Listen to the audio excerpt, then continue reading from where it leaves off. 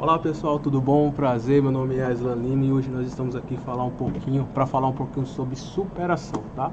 Superação e injeção eletrônica, tá certo? Como que os dois conseguiram se adequar?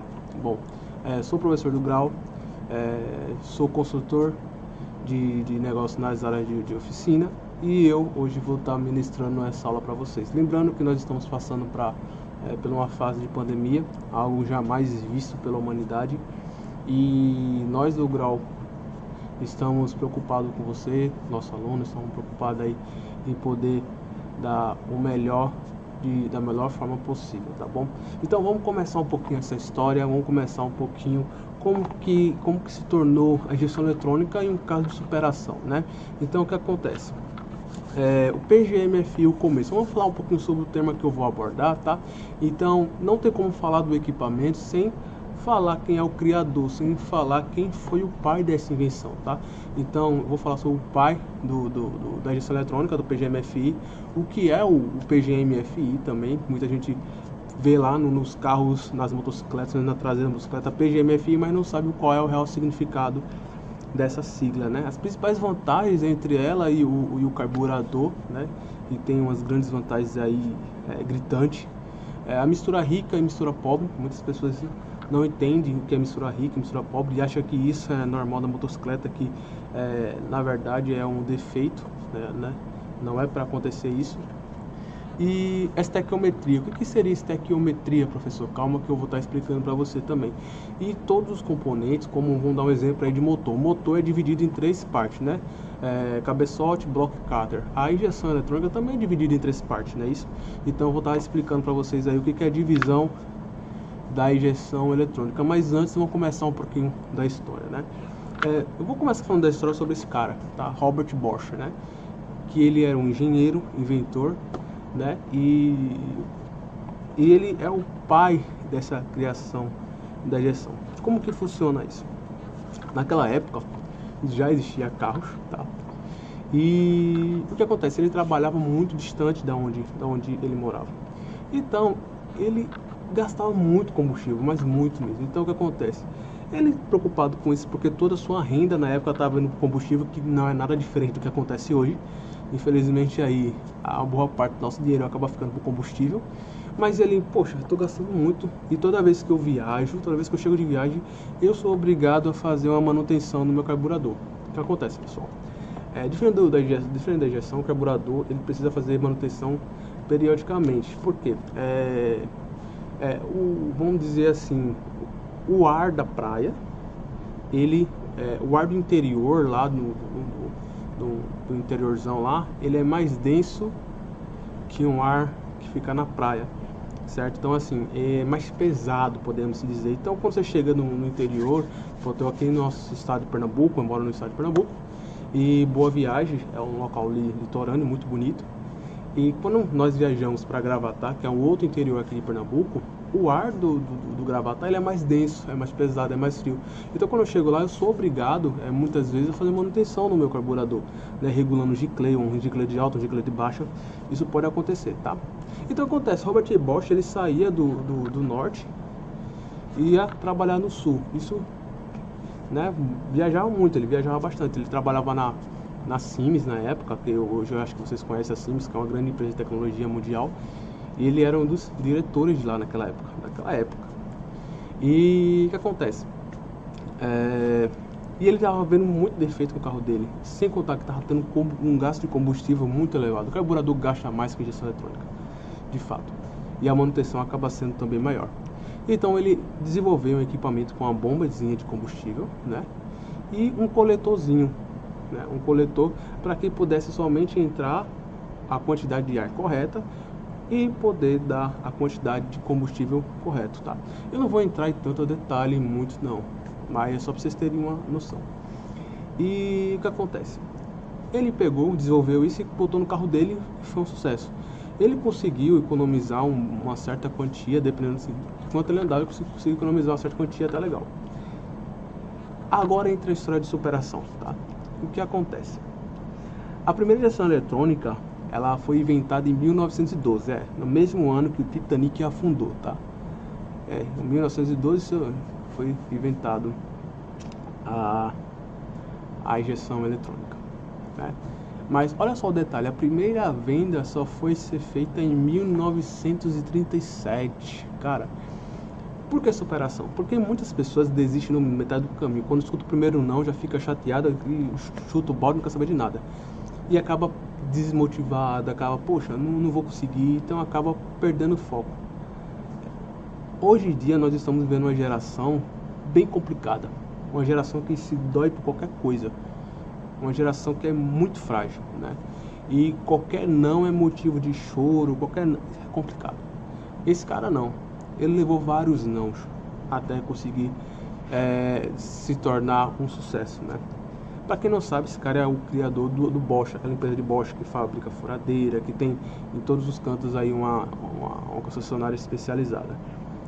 E o que acontece? Ele recebeu o primeiro não, né? Mas não ficou acomodado. Aí ele começou a vender na cidade dele. Começou a vender a ideia na cidade dele. E foi devagarzinho. Vendeu para um tio, vendeu para um parente, mas ainda não tinha conseguido colocar isso em fabricação em massa. Muitas empresas ficavam resguardadas por ser uma tecnologia nova que ninguém conhecia naquela época, então ficava meio assim em querer investir nessa tecnologia, por isso que levava muito não. Então, em 1937, uma empresa, a GM, né, a Chevrolet, abriu as portas para ele. E aí foi que começou a fabricar os primeiros carros com injeção eletrônica, tá? E em 1957 aí começou a ser produção em massa, porque até 37 era somente um modelo de carro. Em 57 já começou a fabricar vários modelos de carro numa linha de produção. E a partir de 91 torna-se obrigatório, tá? Então assim, ele não desistiu, ele não perdeu o foco. Ele não andou para trás no primeiro não, ele continuou, tá? Então em 91 se tornou obrigatório a injeção eletrônica para todos os carros. Eu estou sendo bem rápido, tá certo, pessoal? Para não instigar muito esse vídeo também, para não ficar um vídeo tão cansativo para vocês, tá? Mas, professor, beleza, eu entendi que o Robert Bosch foi o criador da injeção eletrônica. Entendi que ele recebeu um não e se tornou obrigatório em 1991, né? É legal essa história, tal. Depois eu vou pesquisar mais a fundo isso aí, porque eu só estou dando uma pincelada. É importante a gente saber que mesmo ele levando não, ele não desistiu do seu sonho, tá? Mas o que é, professor, PGMFI? É isso que eu quero saber. Me interessa a dúvida, o que é PGMFI? PGMFI nada mais é que a injeção programada de combustível, tá? Justamente o combustível, ele calcula a quantidade certa de ar, o método certo de ar, para a quantidade certa de combustível, para a voltagem certa da centelha, tá? Então ela programa isso aí para ter um certo aperfeiçoamento na sua combustão, tá? Então PGMFI é injeção programada de combustível, é a mesma coisa de injeção eletrônica, tá certo? Mesma coisa, tá? Mas quais são as principais vantagens da injeção eletrônica para o carburador? Vamos lá. As principais vantagens é o menor consumo, tá? A partir do momento que você consegue ter um veículo aí tendo sempre a mistura certa entre ar e combustível, você consegue ter um menor consumo, você consegue economizar mais, tá? Maior torque também, porque a partir do momento que ela dá a quantidade certa de combustível, no caso do carburador, muitas vezes a pessoa acelera com muita força, mas entra mais ar de combustível, então você acaba falhando o motor nisso. Aqui não, aqui você não tem como, certo? Acaba desenvolvendo melhor o torque, tá? Depois eu vou dar uma aula para vocês aí, a diferença e acho que muita gente não sabe, qual é a diferença de cavalo, de potência, de torque, isso aí depois aí vou passar uma aula muito boa sobre isso, que é bastante interessante para vocês, tá? Menos poluente, tá? Isso aí o que acontece? Se tornou obrigatório, por que se tornou obrigatório a injeção eletrônica, né? Até uns anos para trás, até 94, era ainda opcional, né? Você poderia sim, tinha 91, se tornou obrigatório todos os carros colocar, mas o que acontece? Ainda tinha uma regrinha que poderia ser opcional, tá? Em alguns modelos, tá? Mas por que se tornou obrigatório, professor, a injeção eletrônica? Teve uma reunião há um tempo atrás, né? Mais ou menos aí uns 30 anos atrás, 40 anos atrás. O que acontece? Muitas pessoas, a população de boa parte do mundo, principalmente crianças e idosos, estava sofrendo com falta de ar e estava dando uma entrada muito grande no hospital e estava tendo um custo muito alto de remédio, muito alto. Então o que acontece? Os chefes dos grandes poderes se reuniram em WC, que é o Washington, Estados Unidos, e discutiram sobre a situação atual mundial, né? Que situação mundial era essa? As empresas naquela época estava tendo uma grande índice de poluição. Tipo, eles não tinham um certo controle, era tudo meio descontrolado. Você que é um pouco mais antigo, via que os ônibus antigamente, quando aceleravam, sabe aquela fumaça preta, os caminhões também, carro, moto, não tinham um certo controle. Então, acontece, quanto mais poluente jogando no ar, mais nós respiramos.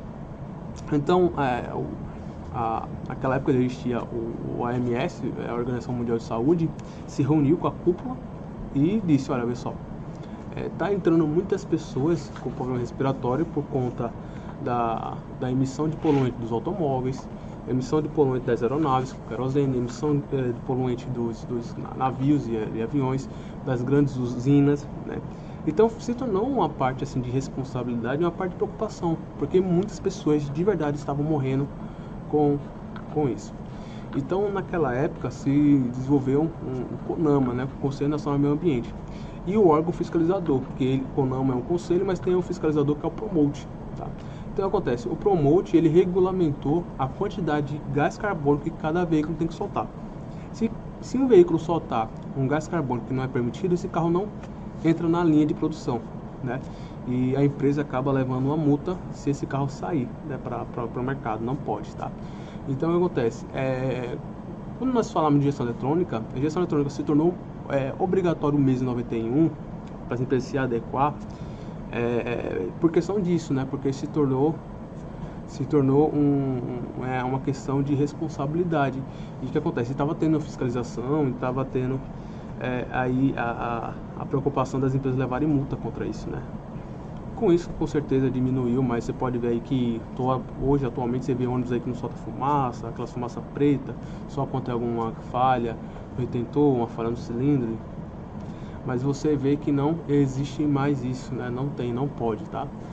Outra coisa também, outra vantagem da gestão eletrônica, chama-se a baixa manutenção, porque você não precisa fazer que nenhum carburador, ficar precisando fazer a manutenção direta, né, regulando giclê, limpando o carburador, você não tem com tanta frequência isso no coletor, tá? É uma outra vantagem bastante interessante da gestão eletrônica, tá bom? Professor, você falou para mim no começozinho da aula uma coisa sobre mistura rica e mistura pobre, mas o que seria mistura rica e mistura pobre, pessoal? Mistura rica e mistura pobre é uma falha que tem no carburador, tá? Que pode ocasionar seis problemas na sua moto, tá? Uma das mais sérias assim que poucas pessoas falam, mas ela tem um risco de trincar o teu cabeçote e bater o seu motor, tá? Então aí são duas coisas que pode acontecer, tá? Mas como identificar se a minha motocicleta está com esse tipo de falha? Porque mistura rica e mistura pobre não quer dizer, não é coisa boa, tá? É falha, não é coisa boa, é falha, tá? E muitas pessoas acabam confundindo, minha moto está tendo uma mistura rica, então é boa. Não é, tá? É falha. Então vamos lá, como a gente identificar se está tendo uma mistura rica e mistura pobre, e eu já vou falar o que seria isso, tá? Mistura rica e mistura pobre, as duas trabalham juntas praticamente, todas as falhas são bem iguais, né? Pipoco, ela fica dando muito tiro, eu vou explicar por que ela dá pipoco. Maior consumo, falha no motor, risco de cabeçote ou bater no motor, tá? Dificuldade de ligar e muito acelerada, tá? Mas o que é mistura rica, professor? O que é mistura pobre? Bom, mistura rica é quando se entra mais combustível para dentro do cilindro, mais combustível do que ar, né? Mistura pobre ao contrário, quando se entra mais ar do que combustível. O que pode ocasionar isso, né? Então vamos lá, mistura rica, o que pode fazer com que entre mais combustível do que ar? Vamos dizer aí um exemplo, filtro de ar sujo. Quando o filtro de ar ele tem que ter a passagem de ar para poder barrar as impurezas. Ele está fazendo o trabalho direitinho, mas se você não limpa ou se você não troca, vai chegar um certo momento que a motocicleta vai ficar puxando ar para poder dar a mistura e ela não vai conseguir. Então ela vai jogar combustível, mas não vai jogar ar. Então isso é mistura rica, né? Mistura pobre já é o contrário. Muitas vezes vamos dar um exemplo aí que o seu giclê ou vamos dizer o bico ejetor esteja totalmente sujo. Então o que acontece? Quando ele for jogar, não vai jogar a quantidade de combustível certo, mas vai jogar bastante ar. né? Vai jogar mais ar do que combustível. Ou vamos dizer, que não esteja pressurizando certa bomba, então não vai jogar a quantidade certa de combustível, tá? Pode acontecer várias hipóteses. E com isso vai ter a mistura pobre, porque vai jogar mais ar do que combustível. Pipoco. Por que ela dá pipoco? Porque acontece, a partir do momento que ela não dá queima perfeita, ela vai jorrar combustível para dentro do cano de escape. O cano de escape, por ele estar quente, ele vai dar o pipoco.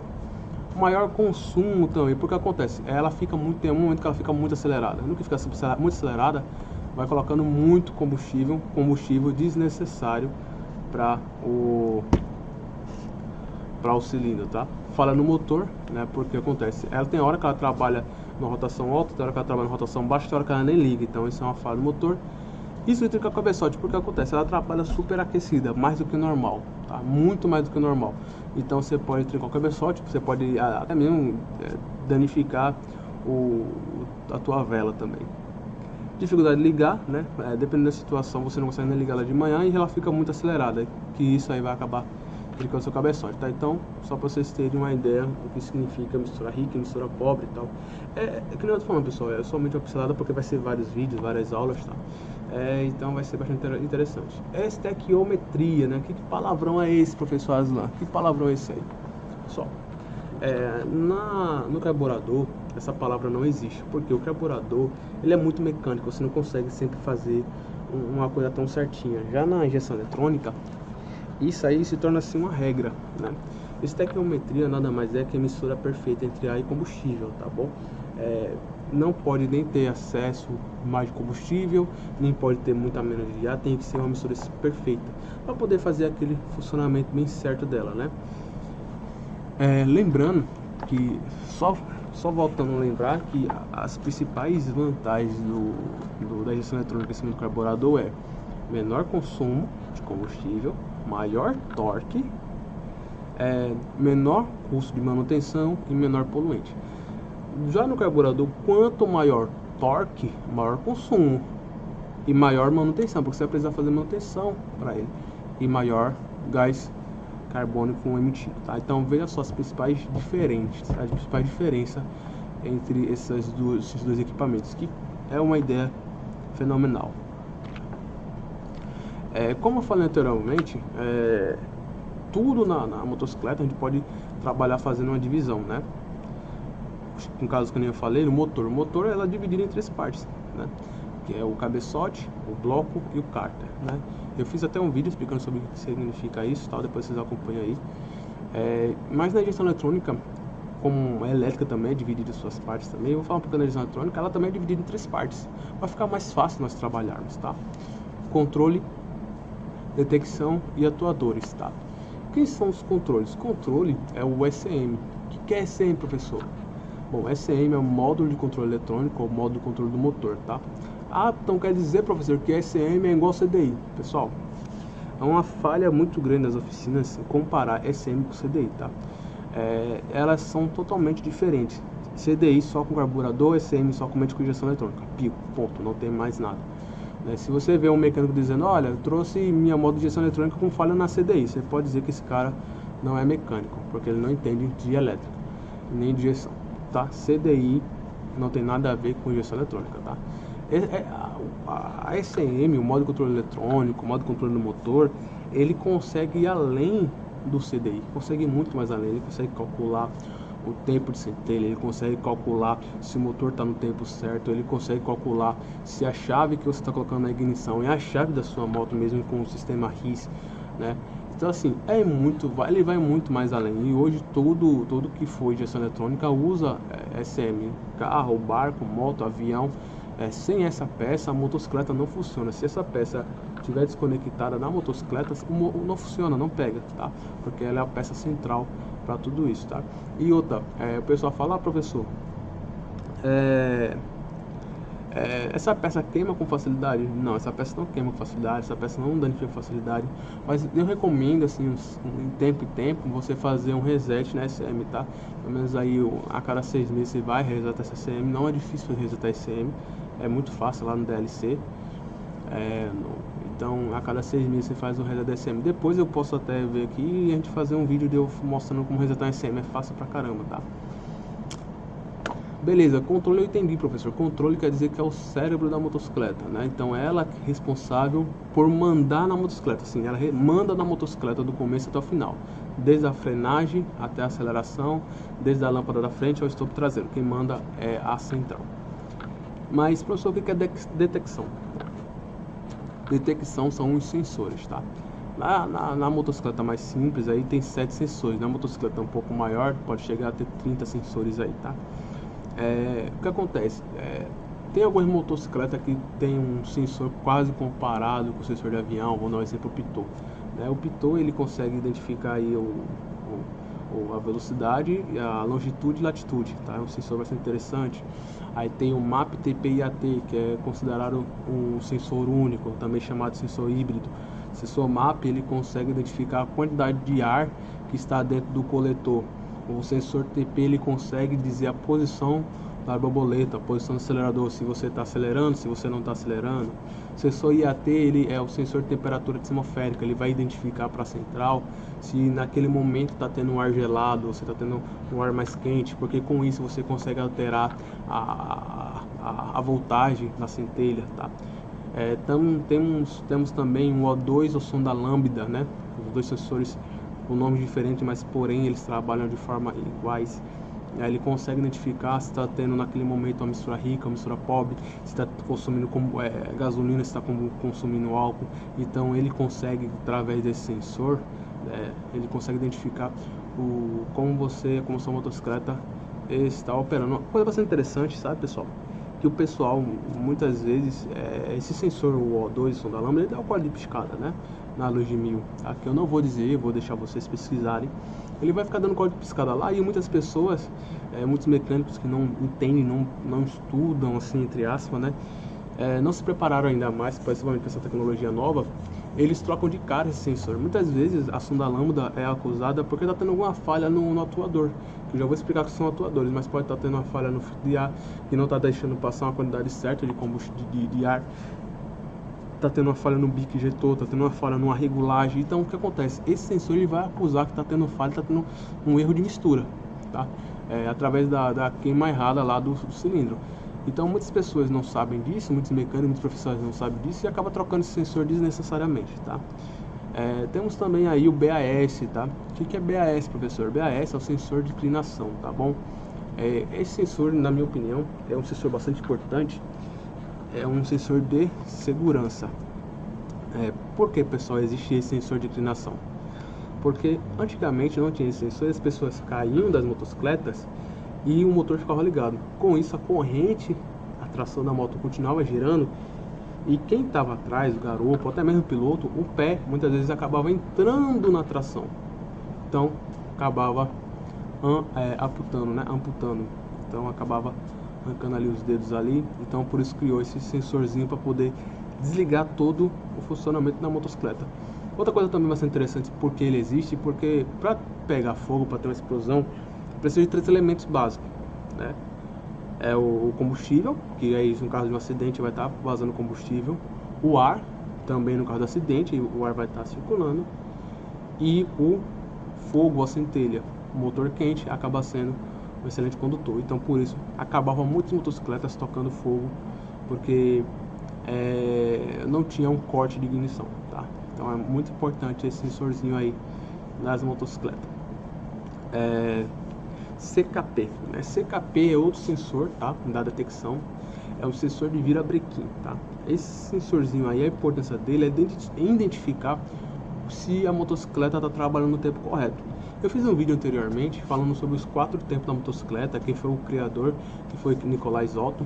E os 4 tempos da motocicleta justamente é a admissão, que é onde admite ar e combustível, compressão, onde vai estar comprimindo o ar e combustível, a expansão, que é no momento da centelha, e o escape, onde vai estar saindo todo o gás poluente, né? Então os 4 tempos do motor é admissão, compressão, expansão e escape. Se por acaso a motocicleta trabalhar com um desses tempos errados, ou se ela entrar no tempo que não era para ter entrado, esse CKP ele vai ser acionado e vai desligar o sistema, tá? Evitando aí que acabe batendo no seu motor, tá? Também é um sensor de segurança bastante importante na motocicleta. O ativo também é um outro sensor aí muito utilizado aí em BAS. Ele é o responsável por poder diminuir a pressão na roda no caso de uma frenagem. Com isso você consegue fazer o controle da motocicleta. Eu tô dando uma pincelada para depois vocês ir atrás dessas informações também, tá, pessoal? EOT, né? Outro sensor aí que poxa, ele é muito legal. Ele é um dos primeiros sensores atuantes da motocicleta. Ele é o sensor de temperatura do óleo do motor, temperatura do óleo do motor. Esse sensor aí, ele vai identificar se o motor tá frio ou tá quente. Mas, pô, para que serve isso, professor?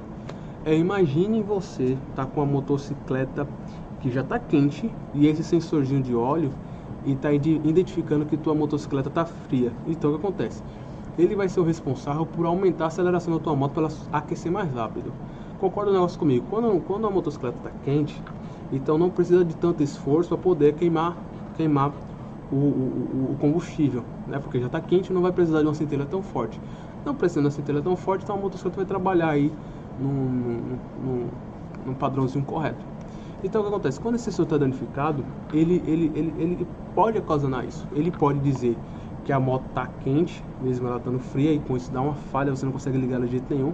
Ou ela pode dizer que está fria, sendo que tua moto esteja quente. Então com isso vai aumentar a aceleração muito alto. Então quando você liga a tua moto aí, não sei quem tem XRS, CB300 ou uma fanzinha que tem uma injeção eletrônica, quando você liga ela fica bem acelerada. Depois ela vai caindo. Justamente essa aceleração que começa alta e depois vai caindo é o sensor de óleo de motor, que ele está identificando aí que teu óleo estava frio no primeiro momento e depois aqueceu, então não precisa manter ela acelerada, tá? É um sensor muito importante aí para motocicleta. Então vamos só recapitular os sensores que eu já falei, né? Falei do Pitot, do híbrido, que é o TP, IAT, o MAP, o CKP, EOT, sonda lambda, né, e O2, BAS. Particularmente são esses sensores aí que tem nas motocicletas, não irei prolongar mais que isso, tá bom? Atuadores, tá? Quem são os atuadores? Mesma coisa que operante, é o que trabalha o tempo todo. Como a gente pode dizer em atuador? Uma bomba. A bomba é um atuador, ela não tem nenhum sensor, mas ela responde o que a ECM manda, então ela é um atuador. O bico ejetor é um atuador, a vela é um atuador, a bobina é um atuador. Então elas trabalham interligadas com a injeção, porém elas não conseguem fazer nenhuma alteração, elas só são mandadas, né? Tipo, é como se fosse o peão, ele não consegue dar um grosso modo, tá? Porque hoje o mercado mudou muito isso. Hoje todas as pessoas, independente do grau de profissão, elas têm voz ativa e pode solucionar muitos problemas, né? Vamos dar um exemplo aí da Colgate, né? A Colgate, há um tempo atrás, ela estava tendo uma dificuldade muito grande referente a uma das suas marcas aí de pasta de dente, e uma copeira deu uma solução, porque estava tendo uma reunião aí com grandes empresários, e a copeira deu uma solução que o presidente acatou a solução e foi um sucesso, né? Foi um sucesso até hoje, né? Depois, se vocês quiserem conhecer a história da Colgate junto com a copeira, vocês podem conhecer, podem pesquisar a ideia, tá? Mas o atuador, ele é justamente, vamos dar um exemplo aí, como se fosse aquele cara que é para ser mandado e, tipo, ele não consegue pensar em poder alterar a forma, assim, de trabalho, né? Assim, bico, bomba, filtro de combustível. Então, assim, eles não conseguem fazer um cálculo, eles não conseguem, tá? Eles só servem ali para fazer o que a ECM tá mandando, tá bom? Eles não conseguem ter o cálculo. Pessoal, esse vídeo é um vídeo bem curto, tá? É um vídeo aí somente pra gente bater um papo legal. Sigam aí o Instagram do Grau Profissionalizante, o Grau Educacional, o Grau Técnico. Sigam também o meu Instagram, Aislan P. Lima, tá? Então lá você pode conversar comigo particularmente, tirar várias dúvidas, tá certo? E assim, pessoal, nós estamos passando por essa pandemia, estamos aí vivendo uma coisa, que eu falei no começo da aula, uma coisa que jamais foi vista até hoje, um caso de isolamento total. Então nós da Grau estamos preocupados com vocês, estamos saindo de nossas casas, trabalhamos tal, assim, para poder dar o melhor para você, né? O melhor conteúdo, Então assim, fique em casa, essa fase vai passar, tá? E podem contar sempre conosco, tá bom? Foi um prazer, vai ter várias vídeos aulas aí, então até a próxima aula, tá bom, pessoal?